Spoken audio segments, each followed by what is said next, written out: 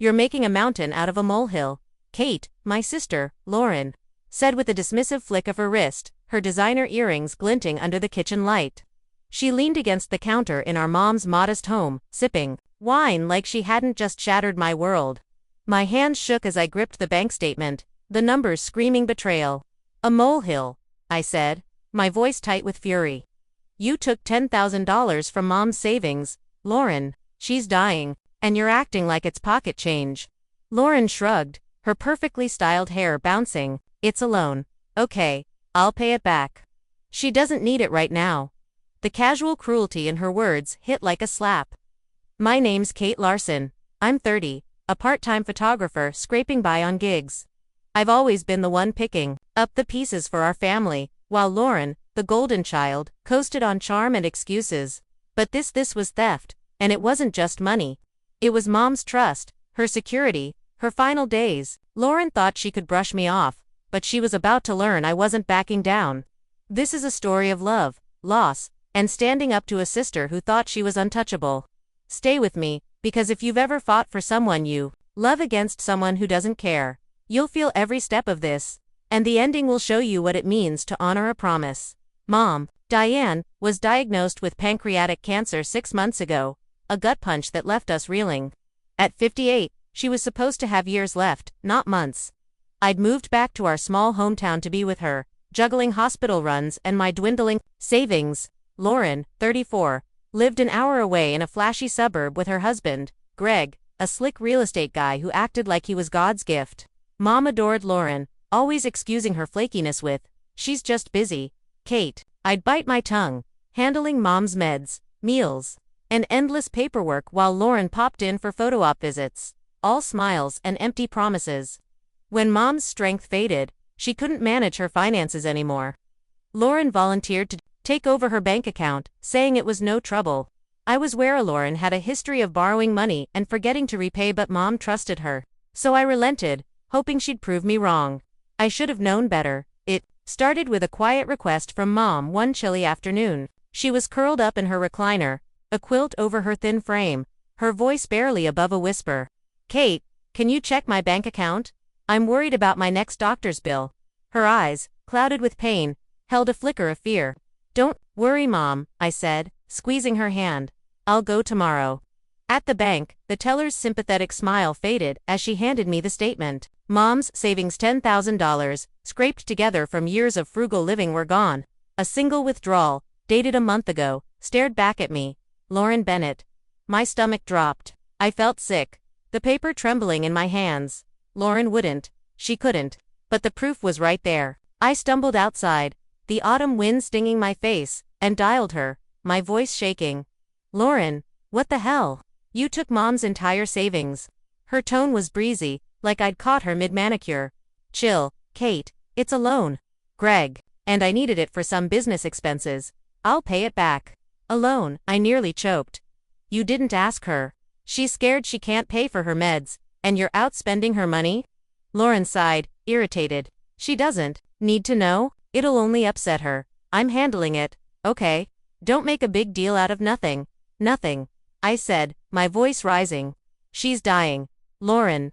She's budgeting for groceries, and you took everything. How could you?" "You're so dramatic," she snapped. "If you care about Mom, you won't tell her. It'll break her heart, and that's on you." She hung up, leaving me standing in the bank parking lot, cars humming past, my world tilting. Tell Mom and hurt her worse. Or stay silent and let Lauren's betrayal fester. I felt like I was drowning. That night, I called my best friend, Mia, spilling everything. She took it all, Mia, and she's acting like I'm the problem for caring. Mia's voice was sharp with outrage. "Kate, she's banking on you staying quiet because you're the good daughter. You can't let her get away with this." "But if I tell Mom, it'll crush her," I said, pacing my tiny apartment. "Lauren's using that against me. She's a manipulator," Mia said. "You need to fight back, Kate. For Mom." Her words sparked something in me, but doubt lingered. Lauren never listened, and Greg was her loyal cheerleader, always smirking like he was in on some private joke. I remembered when Mom moved into their guest cotegie, a cramped, outdated space they charged her for. They'd acted like they were doing her a favor, while I cleaned it up to make it livable. Confronting them felt like shouting into a void, but I couldn't let this slide. A few days later, I was at Mom's, organizing her prescriptions. When Lauren and Greg breezed in, all charm. Lauren waved a grocery store bouquet. "Thought these would brighten your day, Mom," she said, kissing Mom's cheek. Mom's face lit up. "Oh Lauren, you're too sweet." Greg chimed in, "You're lucky to have her, Diane. She's always got you in mind." I gripped the pill bottle so hard I thought it might crack. Lucky. She'd stolen Mom's savings, and they were playing saints. I wanted to scream, but Mom's frail smile stopped me. Instead, I muttered, "I've got to run," and headed for the door. Lauren's voice followed, low and taunting, always so dramatic. "Kate." The words burned, but they also steeled me. I wasn't letting her win. The next morning, I saw Lauren stepping out of a boutique downtown, arms loaded with shopping bags, Greg trailing with more. My blood boiled. Mom was cutting coupons to save pennies, and Lauren was splurging like a queen. I marched over, voice sharp. "Lauren, are you serious? Spending Mom's money on luxury bags?"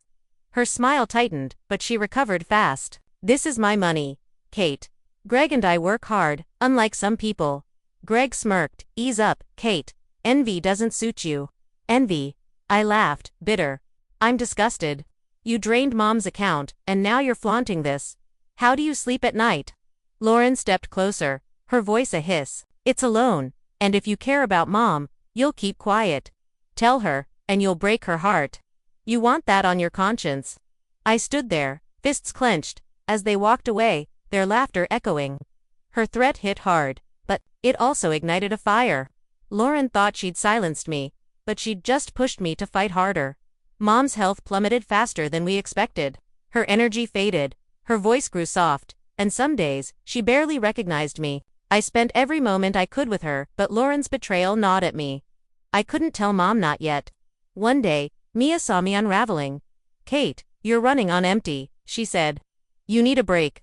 Go to that photography workshop you love, just for an hour." I hesitated, but Mom was stable, and Lauren was supposed to be around.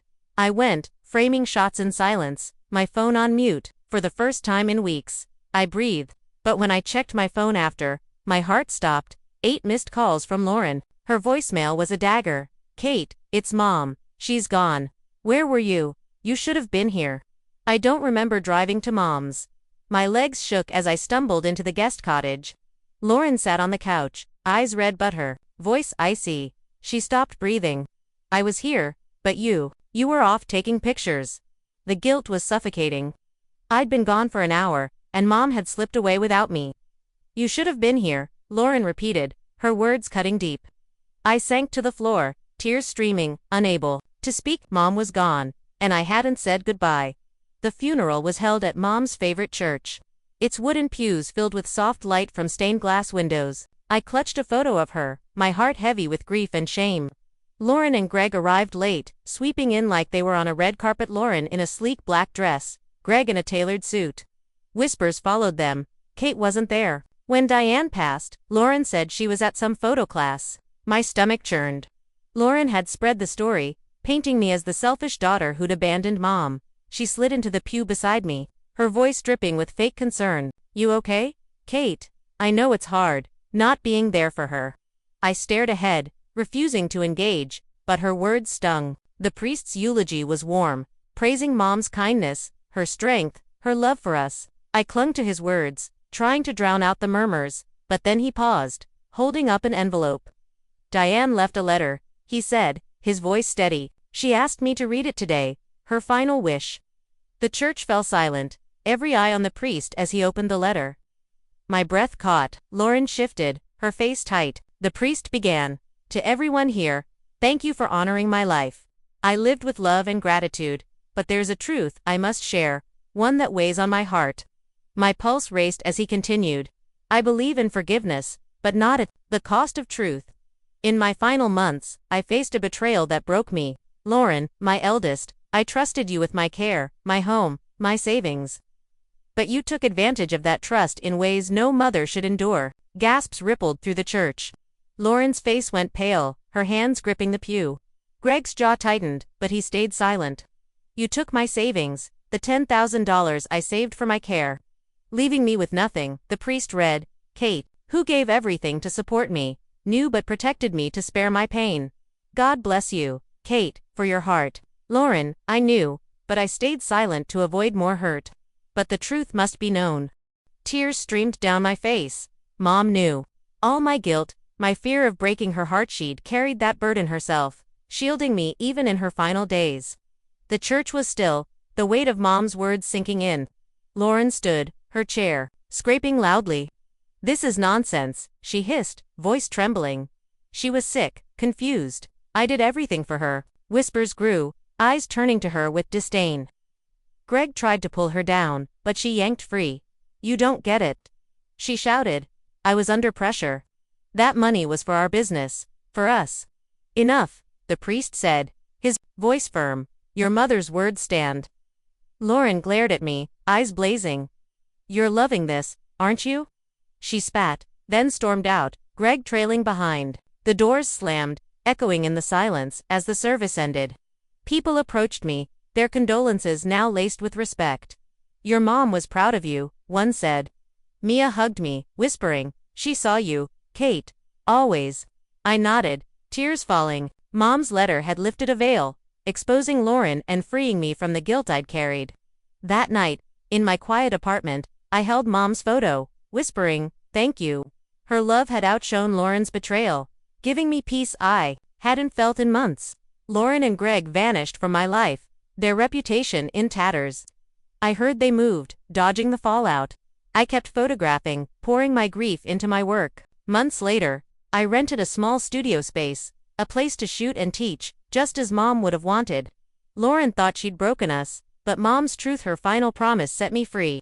Standing in my studio, surrounded by light and lenses, I felt her with me, her love stronger than any lie. The days after the funeral were a haze of grief and clarity. I'd wake up expecting to see Mom's smile, only to remember she was gone. But her letter lingered, a lifeline. It wasn't just about exposing Lauren, it was Mom's way of telling me she saw me, my sacrifices, my love. I'd spent years in Lauren's shadow, feeling invisible, but Mom's words changed that. I wasn't the dramatic one. I was the one who'd stayed, who'd fought. Mia noticed the shift. You're different, she said over coffee, her eyes warm. Lighter, somehow. I smiled, stirring my latte. I feel like I can breathe again. Mom gave me that. She did, Mia said, and you're honoring her by moving forward. Lauren's betrayal wasn't new. Growing up, she'd always been the star, charming, confident, Mom's pride and joy. She'd borrow money from Mom's wallet for clothes or parties, and Mom would laugh it off. Lauren's just spirited, she'd say. Even when Lauren crashed Mom's car and blamed a bad road, Mom forgave her, while I cleaned up the mess. I'd resented it, but I loved Mom too much to push back. Lauren and Greg's obsession with status only made it worse. They judged everyone by their bank account, dismissing anyone who didn't fit their mold. Once, when Mom invited a neighbor, Mrs. Carter, for dinner, a kind widow with little money, Lauren barely spoke to her, later muttering, "Why does Mom bother with people like that?" It was sickening, especially knowing their own wealth was a mirage. Mia had heard through mutual friends that they were drowning in debt, their fancy life built on loans and lies. Mom's $10,000 had likely fueled their facade. And it broke my heart. The guilt of not being there when Mom passed lingered, but Mom's letters softened it.